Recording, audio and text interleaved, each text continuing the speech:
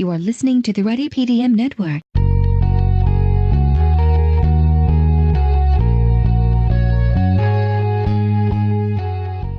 Today's episode was brought to you by Eigenworks. Most companies don't know why they lose deals, and few know why they win.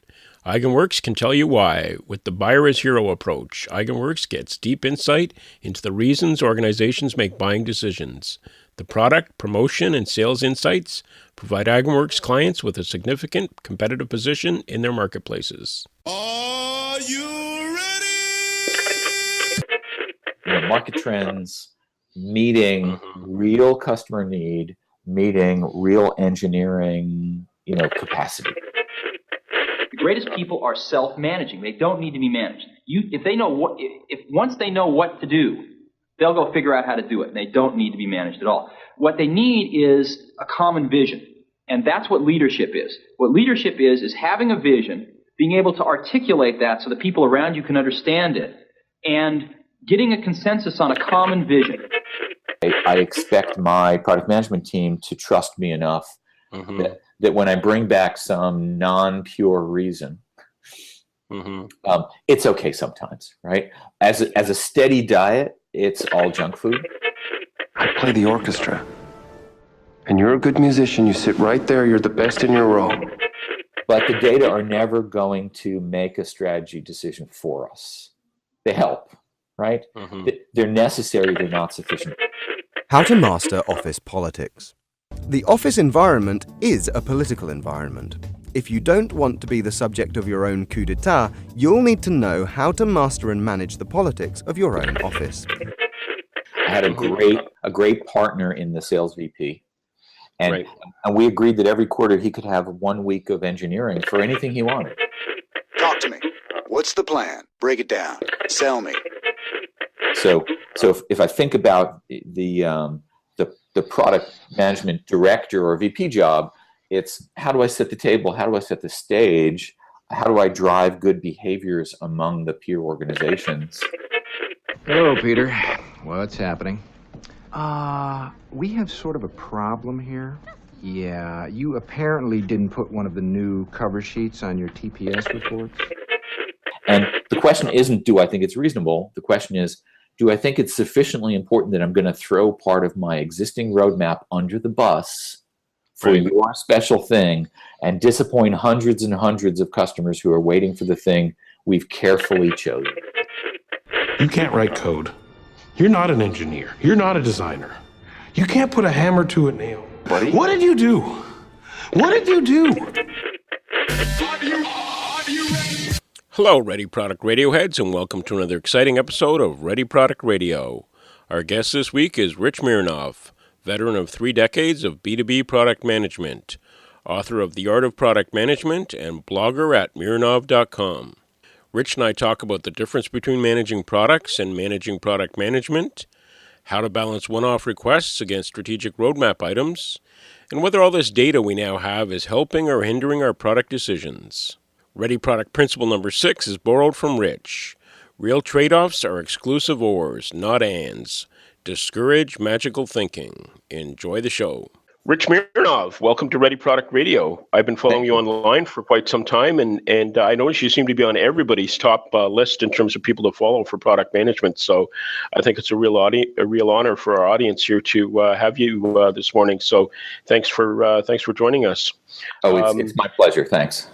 Yeah, and Rich, I know probably most of our listeners have heard of you, but just in case for those who may not have, can you just give us a brief overview of kind of who you are, what your day job is, and a little bit about you, and then we'll get into some questions? Sure. I have about 30 years of product management, mostly in B2B software here in Silicon Valley.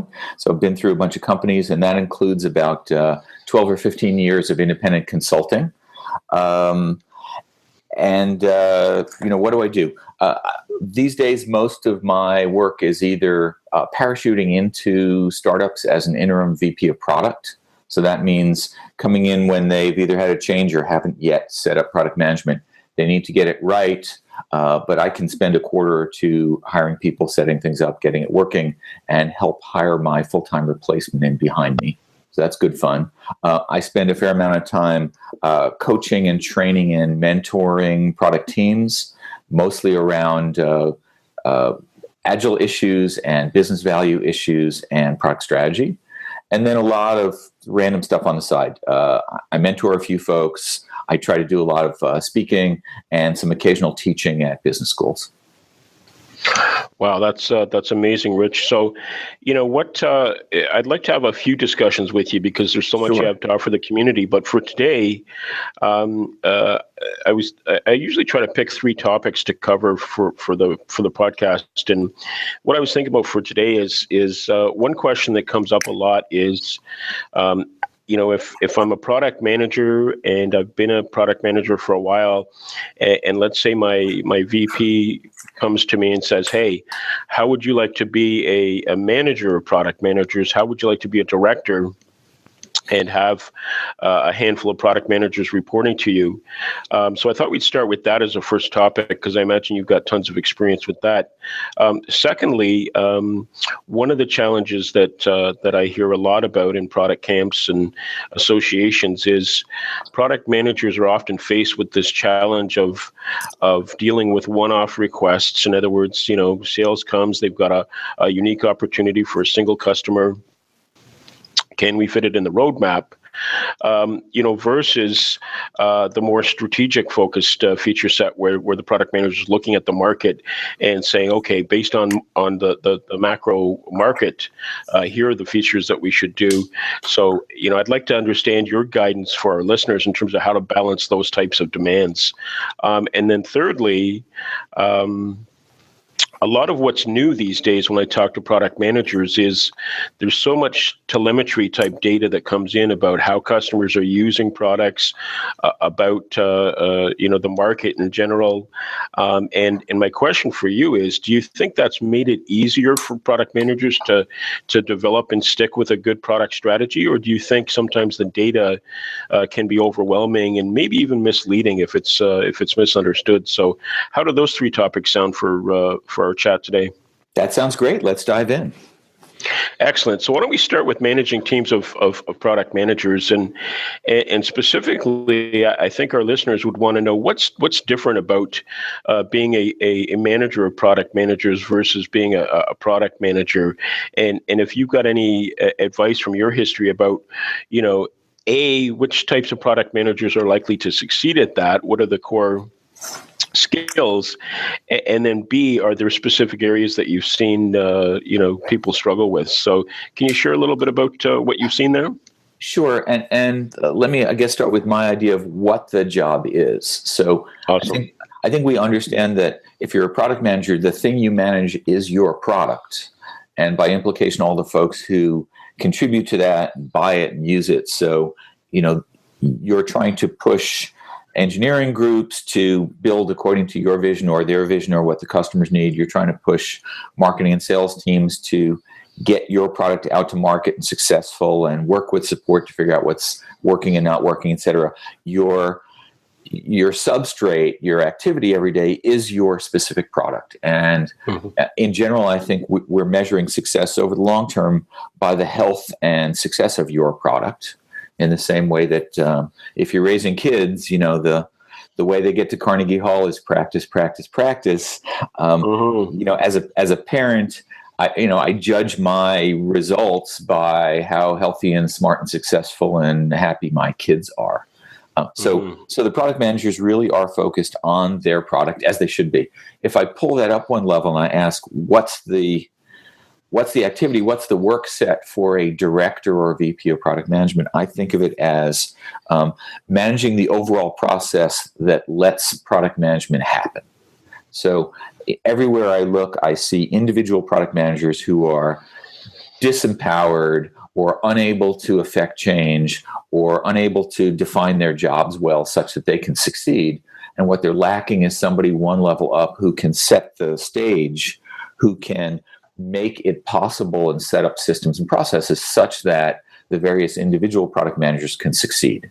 So as the director, I think the thing I manage is the product management environment or the product management process. Let me give you some examples. And it'll come up later, but if if the sales force as a group believes that they all have the right to jump the queue and push the backlog and put their one specific deal in on top of a product manager, and the way they do that is they escalate up to the executive team, there's generally not something that an individual product manager on one product can do to change the overall system and health of that.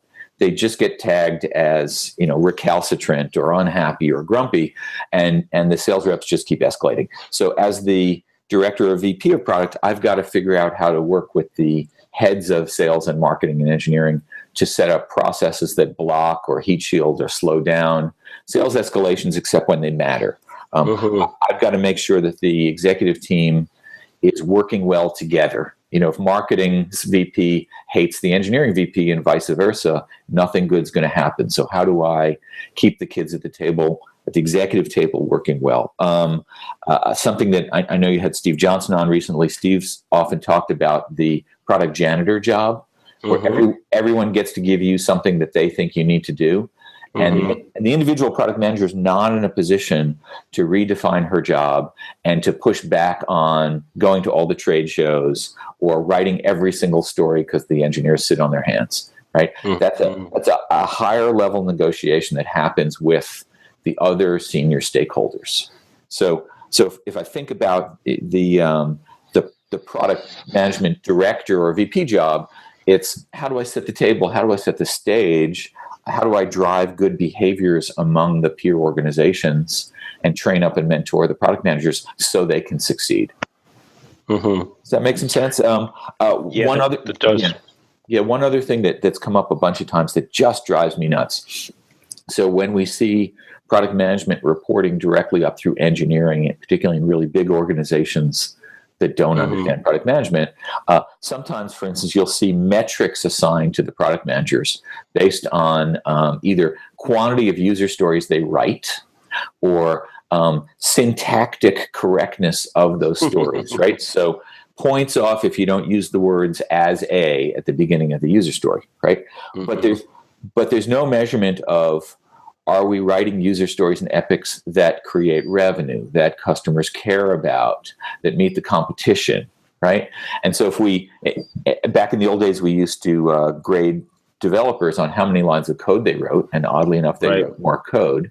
If you're in a situation as a product manager where you're getting graded on quantity or promptness of user story creation ahead of the sprint, you're being paid to do the wrong thing. Yeah. Right. Yeah. So you're saying that another key metric of the manager of the product managers is to make sure that the right metrics are being used to measure productivity and also incent which activities to focus on. Is that correct? That's right. So in the extreme opposite case where product management reports to sales, not surprisingly, product managers spend most of their time on sales calls, closing individual deals, because that's what their bosses pay them for and reward them for. Yeah, excellent. So let me ask you a couple of follow-up questions to unpack that. So if we were to look at, I don't know, call it maybe styles or archetypes in the product manager director, based on my experience, I've certainly seen that, product director or VP has to balance those needs, as you say, but I've seen sometimes where it feels to the individual product managers that the product director or the VP, seems to default more to wanting to satisfy all of the other senior stakeholders. So that's typically VP of sales, maybe VP of marketing, VP of engineering. So have you seen that as well? And can you talk about, is there a balance required in terms of basically not being a yes man or yes woman to all the other stakeholders? Like, is a good product management leader somebody who kind of first and foremost protects their team, or is it more contextual and sometimes it is right to just basically roll over and say, yeah, make sales happy, do this because that's what's best for the business? A really good question, and I think the answer is, of course, a mix here. So I think if we looked at all the activities of all the product managers and engineering teams for a quarter, you'd really want, and I'll make up a number here, 85% of that to be based on the plan and the backlog and the bugs and the issues and the goodness of the product, right? So if we take as our client here, if we pretend that our products are in fact the client or the baby we're trying to raise, I think we need to establish the general trend that the vast majority of what we do is either new feature function UX workflow that real customers want, plus tech debt reduction and retirement, plus a little forward architecture, plus tools and processes. So 85% of what we do really needs to be for the long term, for the big the big audience, for the good of the product and the marketplace. And so there's a tremendous amount of subtle, gentle pushback here, right? So I would say that the first escalation that any sales team makes, I expect my product manager to push back and say no, unless it was already a good idea and in the backlog and we were just looking for an excuse to move things around. And the second of those escalations comes to me, and I'm going to push back unless my product team tells me this is one we should give ground on.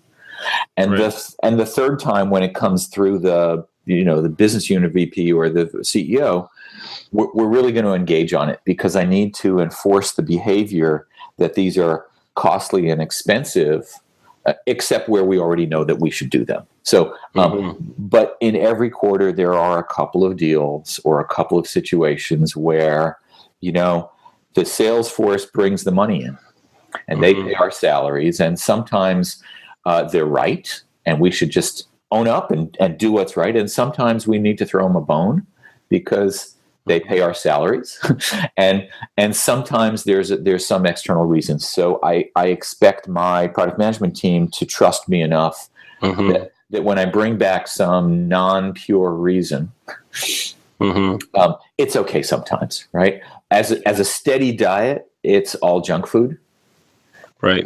But every once in a while we do it. Likewise, I think there will always be one or two pieces of emotional technical debt that the engineering team has that we can't really justify on a product basis and probably aren't worth doing, but buy us a tremendous amount of morale or goodwill or whatever, right? And we don't need to make all the decisions ourselves, and we certainly don't need to be the smartest people at the table or be right all the time. So how do we, how do we have one thing in the backlog this quarter that's just for support, that lowers the incoming calls and the angry customers, even though it won't lead to any more sales, right? At least in the short term. So, I think all the stakeholders deserve something in the backlog every quarter that causes them to trust us and give us their goodwill and know that they're being taken care of. Yeah, that's great. So one thing that came to mind, Rich, as you were talking about that, was if we were then to look at an individual product manager and help them with a self-assessment to say, is this a path that you'd like to take?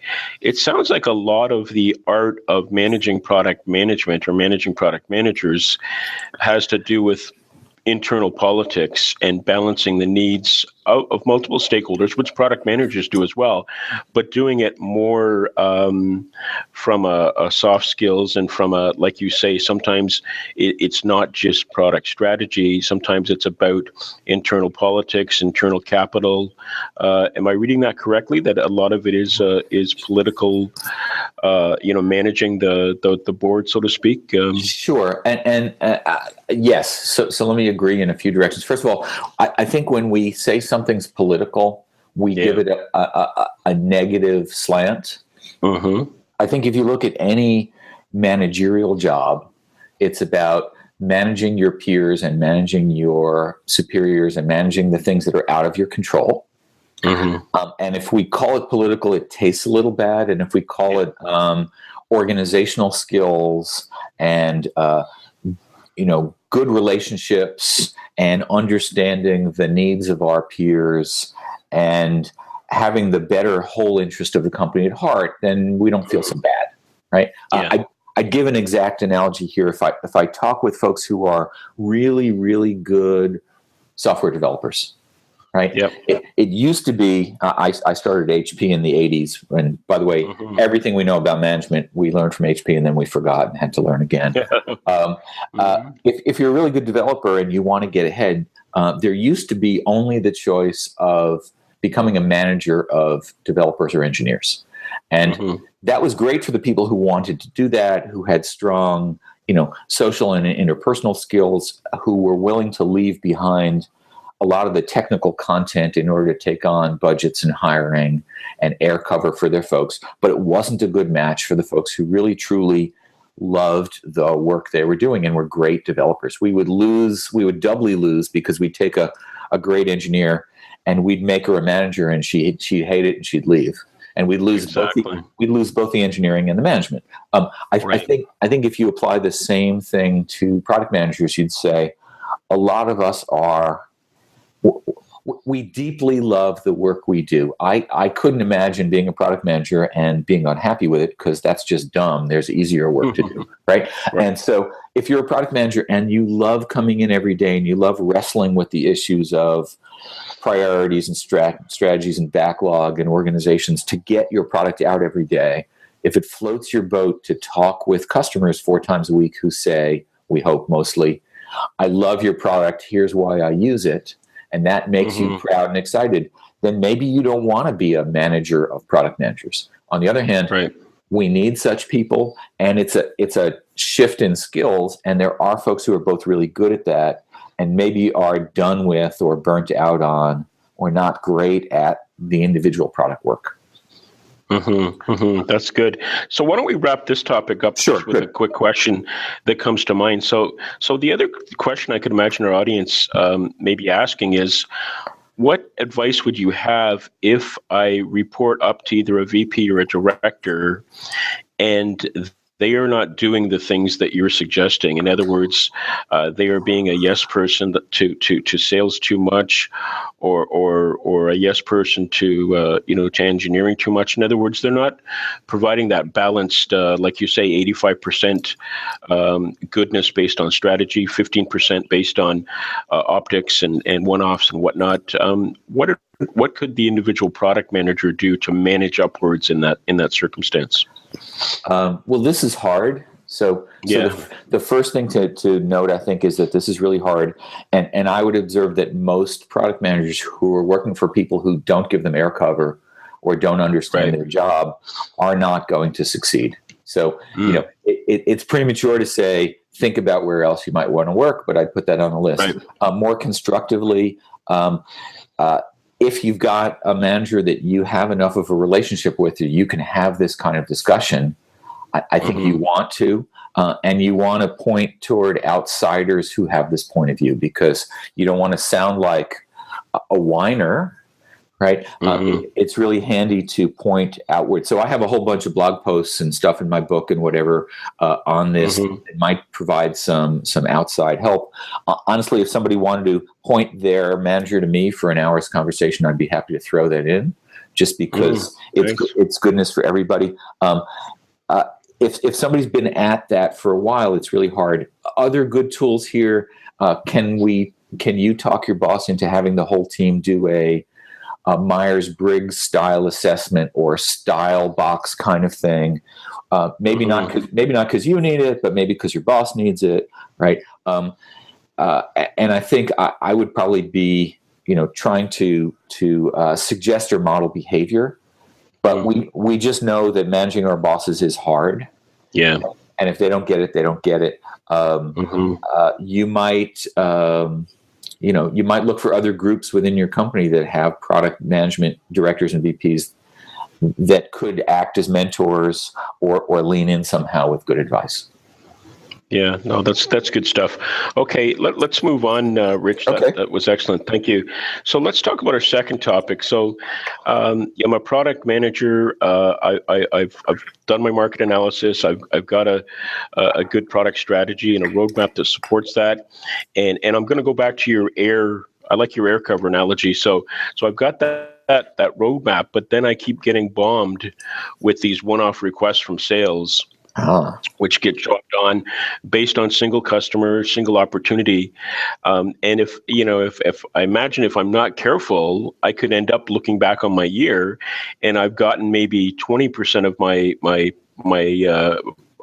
pre-planned roadmap done because I've ended up being consumed by all these one-off requests. So, what advice do you offer to the product manager that's struggling with that type of balance? Really good question. Really common situation, and a lot of places I've seen, 60-70% of the productive engineering work goes into one-offs, and at the end, and in fact, at the end of the year, what you have are the 5 deals you closed instead of the 3,000 customers in the broader market who you really wanted and needed to deliver some features for.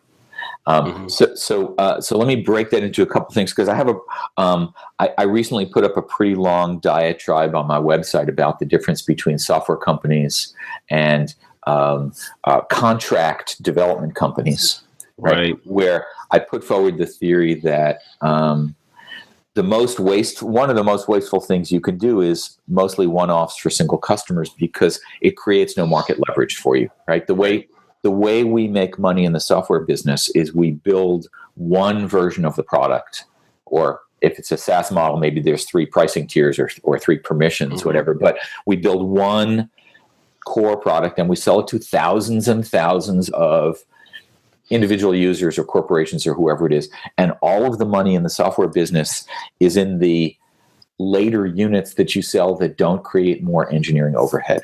Right? It's a build once, sell many, many, many, many times, and all the money is in the many, many, many. It's not in the build once. And so part of this is an education process up the chain through engineering and product management to the executive team to remind them that we're going to have this argument a lot. And there's a reason we're having the argument, and the reason we're having the argument is because we want to sell thousands of the same thing. And that's how sales VPs make their money, and that's how CEOs make their money. And we're going to need their help, right? So that's the first. The second thing I often do is I go back and I look at the previous quarter. And if you're tracking story points or some kind of engineering output units, mark all the story points that were spent on one-off deals that only cost that only brought in one deal. And mark all the points that were for the features or improvements that the market as a whole wanted, and count them up and make a pie chart, right? And you can even assign dollars to those one-offs and say, well, this was a $300,000 deal, which sounded like a lot at the time, and here's a $200,000 deal, and we spent half of our engineering budget to bring in $2 million, and we spent the other half of the engineering budget trying to bring in the $148 million that was left in our target, right? Because you can't ever really fight these battles one-off individually with a given sales team, because they always have a reasonable explanation for why this is the only one they're going to need, right? This is if we think back to our kids and the smart kid who says at dinner this evening, I'd really like to have my dessert or my sweets first, and I promise tomorrow night I'll eat my vegetables in the correct order, right? We understand this as behavior modification. And we know that if we roll over for the sales team once, twice, 3 times, we've established a behavioral model where they get to escalate and we say yes. And that's the road to ruin. And now, again, there will be some of these that we do, and we do them for good reason, and we are thoughtful about them, and we have some process.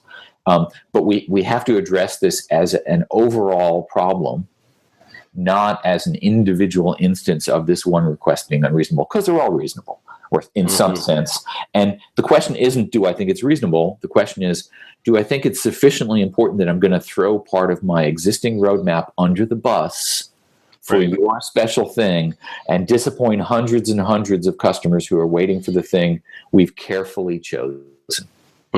Right? It's an exclusive or discussion that the individual sales team is not interested in having, because it's not their or choice.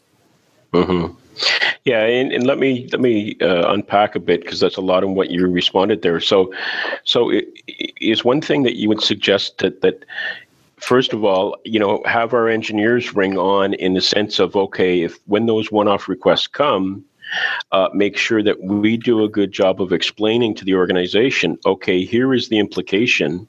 It's a zero-sum game, right? So if we're going to do this, it means we're not going to do these 1, 2, 3 other things. Are you comfortable with it? Is that one of the things that Sure. I'm kind of trying to read into your response? Sure. Yeah, let's unpack a little bit. So a few different things. One is you have to train and get agreement from your engineering team that when random people go up to them in the hallway and ask them for things, they apply good judgment. And good judgment means if this is a 1.5 minute fix, maybe they want to go ahead and do it. If there's a system down, they should drop everything and do the thing that's needed to bring the systems up. But if it's anything else, they get to politely say, gee, I love your idea. That's a great idea. Why don't you give it to our product manager to figure out where it goes in the backlog? And by the way, that makes them feel special and loved. And so there's some side effect there. That's good. The second thing is you must have a good, clean, clear quarter level backlog or quarter level roadmap. Because as you said, this is an or discussion and no one's interested in you just saying no. Right? To say, I don't think it's a good idea is just insulting. What you must be able to do is grab your roadmap or your quarterly thing and say, to say, here's what we're not going to do if we do your thing, right? So if we need to re-architect the back end to add some real-time features for this one bank that's waving money at us, we're not going to rebuild the UX, and we're not going to meet our privacy standard, and we're not going to, have some regulatory checkoff. Right. And it's got to be specific, and it's got to be named because there are stakeholders for those things. So you get to say, remember, back in the quarterly strategy meeting, we all agreed that the number one priority of the company was to fix our privacy data handling. Yep. And so I don't care how important you think this is. I'm not throwing our number one priority of privacy handling under the bus because we agreed to do it. Notice that's very specific, and there's a constituency behind it, which is all the people who need it. So right, so we built up both a process and a reflex and a behavior to deal with it because the individual sales team honestly doesn't care. Right, they're not interested in our reasons. They're going to keep escalating as they should because we pay them to close that deal. We don't pay them to be strategic. We pay them to bring in their deal and to lobby as hard as they can for their deal. And exactly. If we expect any less, they're not good salespeople. Yeah, that's good. One more quick one for you, Rich. Sure. The other thing I've heard and seen, and I don't know how much success it is, but what about the idea of having an agreement between the departments based on current market, where your product is in the life cycle, to say we're going to invest for this. A quarter might be too small, but let's say for this year, 75% of our energy in strategic roadmap items, and we're gonna keep 25% as a slush fund, if you will, for these types of one-off efforts. Is that something you've seen done successfully, or no?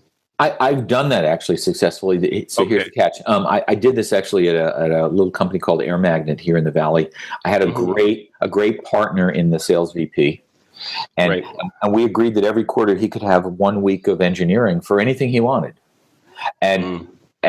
But he had to choose. And so every time a sales team came to me, I got to send them back to the sales VP.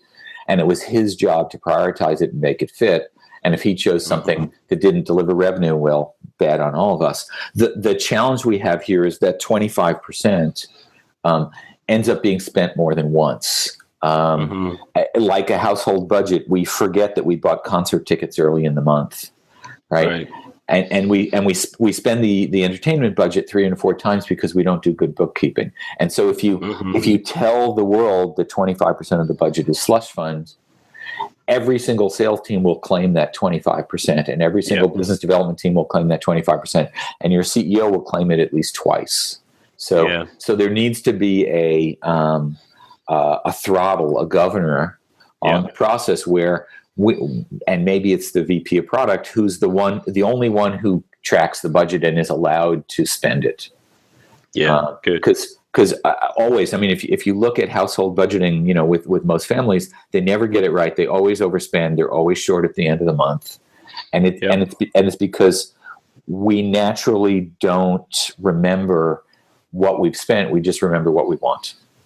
I think that's a good one. Boy, that's a quote there, I think, Rich. That's good. All right. So let's move on. I want to respect your time to our third topic. So this is a fun one because you and I have been in the game for quite a number of years.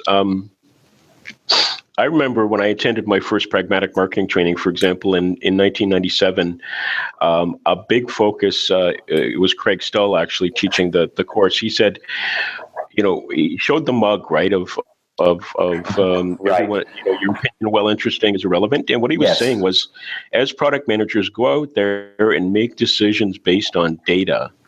So how you can get everybody's attention and lead the product investment is by having good data. Now we find ourselves in this situation, especially with SaaS and whatnot, that in many cases we have so much data that it's hard even to make sense of it. So my question for you is has all of this data that we've now got in like I say, SaaS and telemetry data has been a lot of that.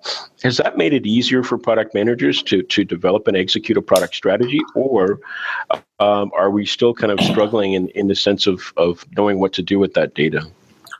Good, really good question. And again, as always, I'm going to sort of break it into some pieces because I think there's different threads here. So when we think about the sort of ground level SaaS user data, right? So I'm running an online system and I can see every click that every single person does in the history of the product. Right. I think that's very, very raw data, and it's good for answering a subset of pretty specific questions, right?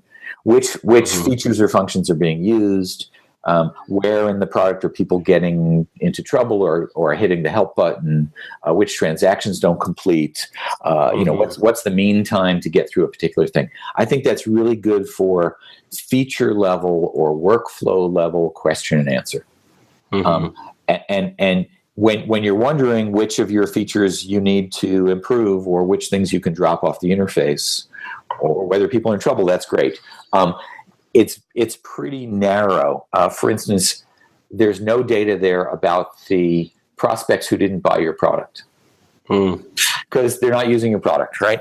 And there's no data from the subscribers who got disgusted and gave up your product because they don't. Now you might see that they're not using it, but there's very little data there, right? So I think there's classes of questions that are really useful. If anybody knows Des Trainer's work out of Infocom in Dublin, right?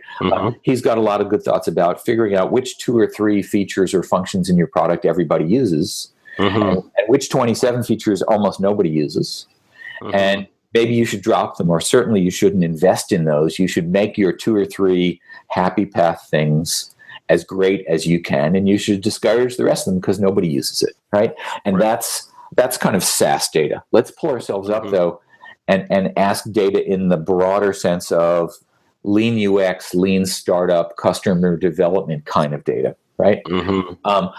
When I joined, the product management ranks in the late 80s, this was intuitively clear, but it wasn't really systematized, and it was really hard to gather. And we didn't have this well considered. Steve Blank in the 80s and 90s really made all this happen, and I can applaud him for it. As a product manager, you should be gathering this kind of data, talking to customers. What are they using? What problem are they solving? Jobs to be done kinds of stuff to really understand at a user level why anybody loves your product and why they want it.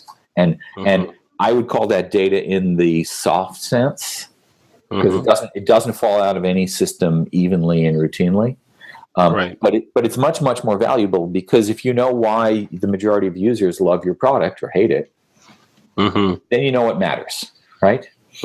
And so I'd be encouraging everybody to spend more time on the phone or in person with customers and prospects and users and ask the open-ended, how's it going questions and figure out what the F people do with your product and love or hate.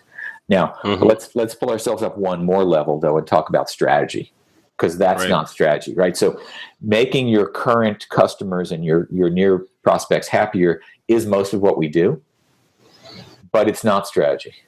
Right. And I'll tell you that I've never seen a data set that really helped me make strategy.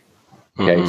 So for instance, we know that everything in the world is going to mobile and, it's all Android and iOS, and the upcoming generation doesn't use laptops and whatever. Right. And that's a trend that everybody knows. Now, if I'm planning out my next 2 years of product strategy, I can either say, I know this and every one of my competitors knows this, and this is table stakes, and I have to do this because it's required. It isn't strategy yet.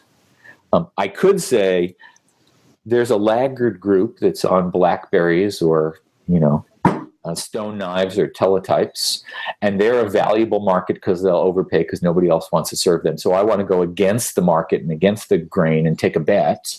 Right? And strategy includes having to make an evaluation of the future, the markets, the competitors, our competitive differentiation, our skills, and choose something that the data support. But the data are never going to make a strategy decision for us. They help, right? They're necessary. They're not sufficient because we know that everyone else is looking at the same information. And if everyone comes to the same conclusion, we all ship the same mediocre product and nobody wins any market share. So, how do I apply great data and insight and read my Forrester and Gartner and whatever it is and see where everything's going, or maybe retrospectively where they thought it was going. But I still have to apply some uniqueness here that doesn't fall out of the spreadsheet. Yeah, that makes a lot of sense. So what?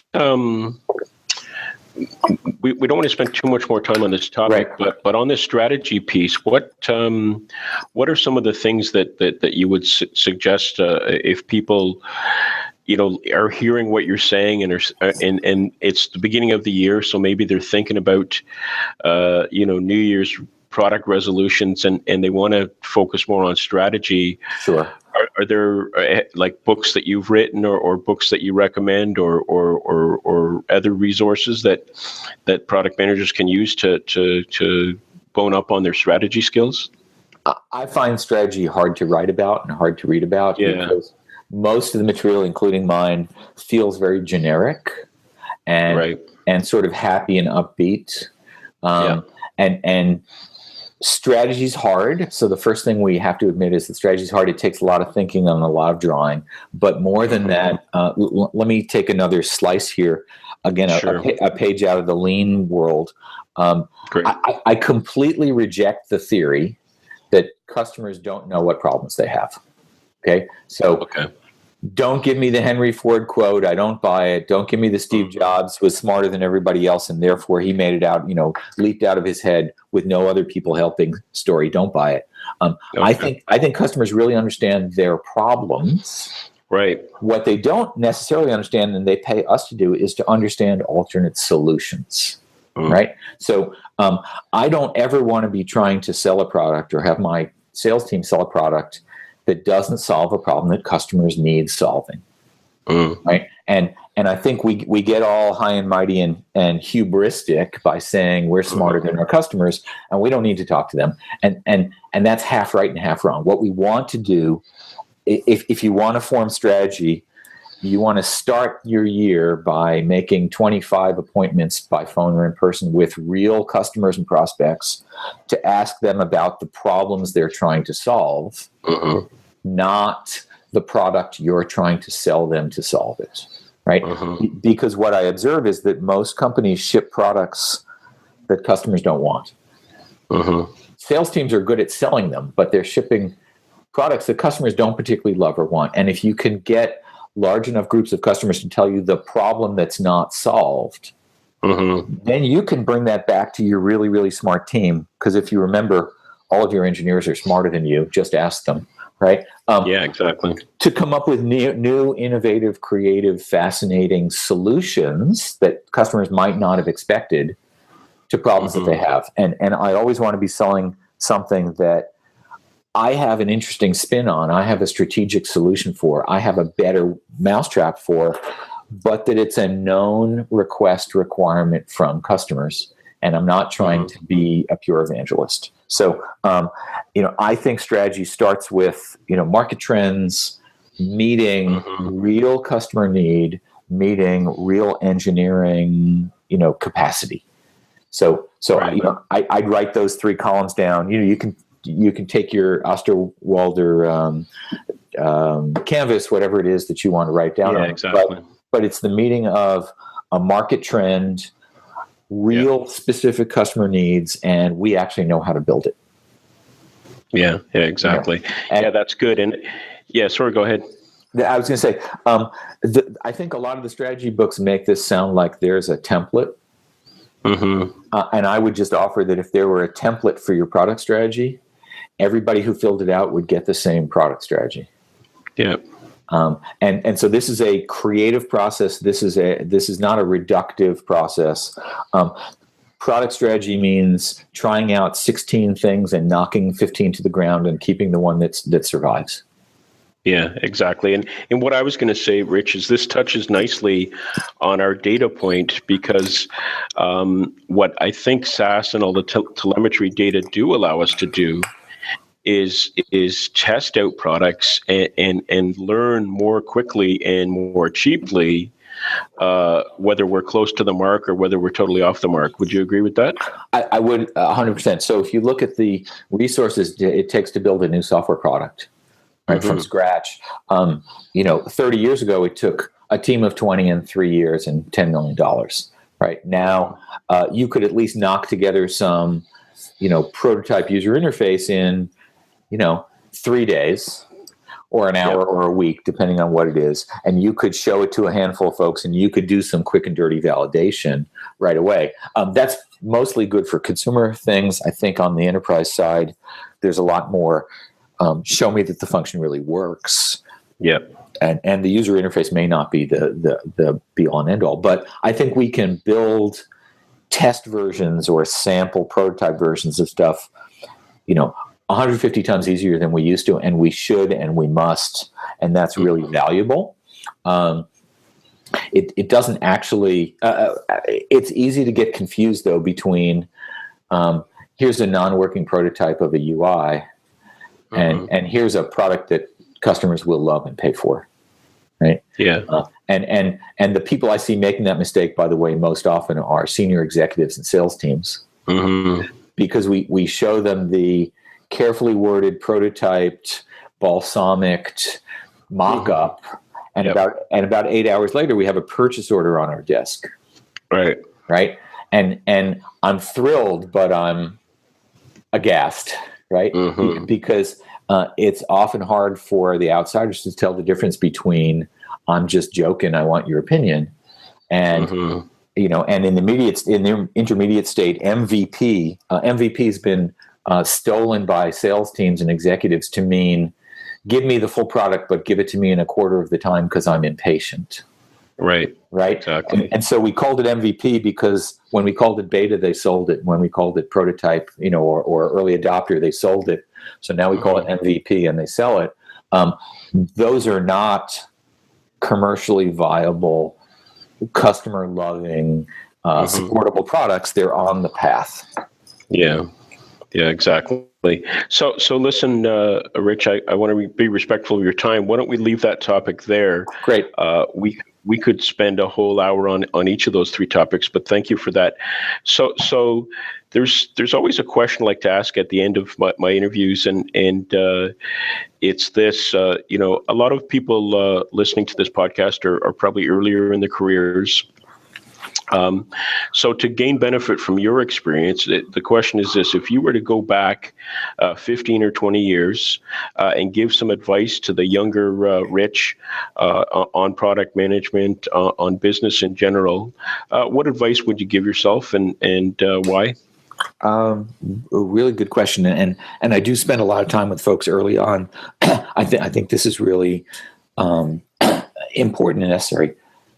So I think I'd two things come to mind. The first is many of us, maybe most of us in the technology product management business, come up through engineering or come from engineering, and that gives us a particular view of life where the way you convince somebody else of something is by marshaling more facts and showing that you're smarter, right? The way we negotiate, the way we get things done on the engineering side is a lot about raw data and showing intellectualism, and that's great. But that's completely the wrong way to work with most other folks in the other functions in a company, right? You just come off as arrogant or robotic or just not well clued in. So I think anybody who's coming from the engineering side of the house and has been rewarded for sort of intellectual individual combat needs to really learn how to deal with all the other personality types. So, go off and do one of these MMPI or personality assessment things and understand that salespeople are different and accounting people are different. It's really important to be personable and ask folks about their kids or their dogs or their sports teams, to build relationships, to not be so goal focused in every minute of every conversation. Anybody who hasn't gone back and read, I must be 100 years old now, Dale Carnegie's Influence and Influence People, right? It's really dumb and stupid. But if you're going to need things from people over time, be nice to them. Remember their names. Drop by and say hi when you don't need something. This is completely obvious to other folks. Daniel Kahneman's book about thinking fast and slow.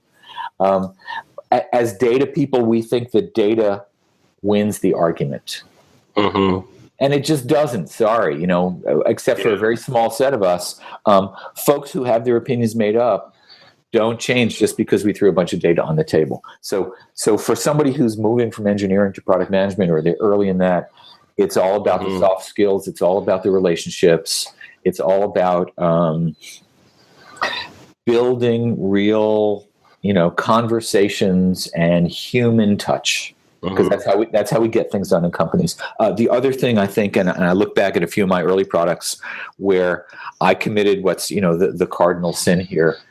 I helped build a product that was beautiful and ran well and was attractive and had no customers. Yeah. Right. And I did it because the folks I worked for said, build this product. And I did. And I didn't ask enough hard questions about who it's for and why they want it and why is there evidence. And to spend a year or two and say 30 engineering years on something that doesn't matter and nobody wants, it's not just the biggest waste in the universe. It makes you heartsick, right? Yeah. And so I think we, as young up-and-coming product managers, should be more discerning and more provide more pushback. Tell me again why we think this is a good idea. I'm going to go out and talk to folks. Let me do my own legwork before we start writing specs. Everyone wants us to start by writing specs. And that's the last thing you should start with. You should start by understanding customers and needs and markets. And young product managers are always put in the position of being sat down. Here's our vision, write the specs, let's get stories going because the team is already formed and you're late. Yeah, that's a great response, Rich. One of the things that resonated from your response with me is we interface a lot with the business schools here in Toronto, and a lot of freshly minted MBAs come up to me and they say, "Okay, how do I get into product management?" And it seems the B schools really focus a lot on the quant side, right? How to do business models, how to do financial models. And, based on your response, it sounds like really there should be some courses there on soft skills and how to influence and how to connect and how to tell stories. Is that kind of where you're coming from? Absolutely. I did an MBA way back before electricity was discovered. And honestly, the only courses I think that were at all useful to me over the long term were the organizational behavior and people things. And, to understand that folks do what you reward them to do and pay them to do, not what you ask them to do, seems obvious. But, every single person gets this wrong. So, if the folks in that school aren't loading up on people and soft skills courses, then they're making a mistake. Yeah, good. Listen, Rich, we're running up on time here. If people are listening and they got intrigued by what you're saying, or wanted to look up some of your resources, or wanted to know, because I imagine you talk at various events and whatnot, can you give us whatever you're comfortable sharing in terms of how to get a hold of Rich Mironov, where you might be seen in kind of public product management events, basically anything you're comfortable sharing about how to get a hold of you? Love to, and it's really pretty easy. My last name's hard to spell, but I learned that. Right, but it is also my domain name, right? So I'm Rich. Okay. I'm Rich at Mironov.com, and it's www.mironov.com. I have about 15 years of blogging on product management there. Take it; it's for anybody who wants. I've collected some of that in a book that you can pick up there. My contact information is shockingly on the /contact page on my website. And there's a tab there for talks. So I've been able to get videos of talks and presentations. I've just put them on my site. So there's, a few years worth of me as a talking head up there. Most of the podium stuff I do is in the Bay Area because that's where I live. I do try to get to product camps and other things around the world when I'm able. I have a teaching gig in Dublin every year that I love. But the easiest thing is go to my website, take it all. It's all categorized, lots of job advice, lots of organizational thoughts about product management. Good. So I'm going to spell that because I know I made this same mistake. So it's Mironov. Is that correct? That's it. Excellent. So Rich, thank you so much. I'm really hoping that we can have maybe a couple more discussions because there's such a wealth of information you can share with our audience. So on behalf of Ready Product Radio and our listeners, I really want to thank you for taking an hour out of your busy day, and look forward to having maybe a couple more of these conversations with you. Great. Thanks. It's a pleasure. Okay, thanks, Rich. Take care. Today's podcast was brought to you by Eigenworks. Eigenworks specializes in win-loss analysis and customer development as a service.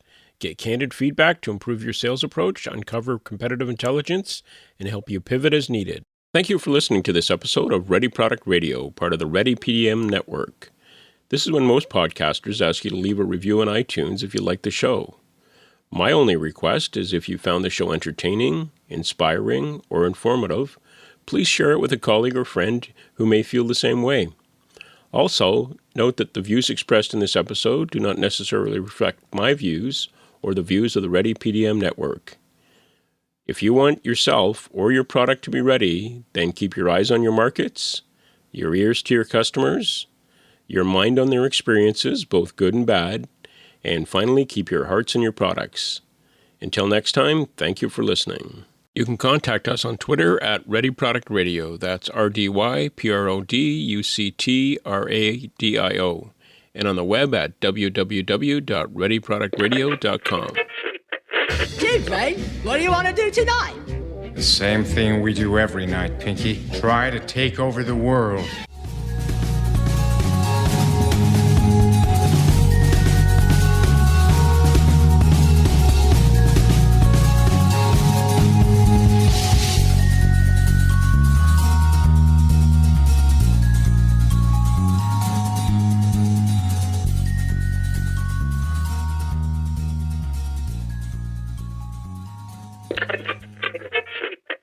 You're still here? It's over. Go home. Go.